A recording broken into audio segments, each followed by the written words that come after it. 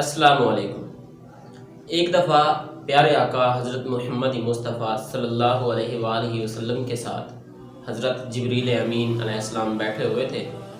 کہ اچانک حضرت جبرائیل علیہ السلام نے اوپر کی طرف دیکھا اور کہا کہ آسمان کا ایک دروازہ کھلا ہے جو آج سے پہلے کبھی نہیں کھلا، اور وہاں سے ایک فرشتہ نکلا ہے جو آج سے پہلے کبھی نہیں نکلا۔ وہ فرشتہ آپ صلی اللہ علیہ وآلہ وسلم کی خدمت میں حاضر ہوا، سلام کرنے کے بعد عرض کیا کہ یا رسول اللہ صلی اللہ علیہ وآلہ وسلم، آپ کو 2 نور عطا کیے جا رہے ہیں، اور وہ نور سورۃ فاتحہ اور دوسرا نور سورۃ البقرہ کی آخری حصہ ہے، یعنی کہ سورۃ البقرہ کی آخری 2 آیات۔ مزید کہا گیا کہ ان 2 اذکار کو ذکر کرنے کے بعد جو بھی دعا مانگی جائے گی تو اللہ تعالیٰ جل شانہ ان کو رد نہیں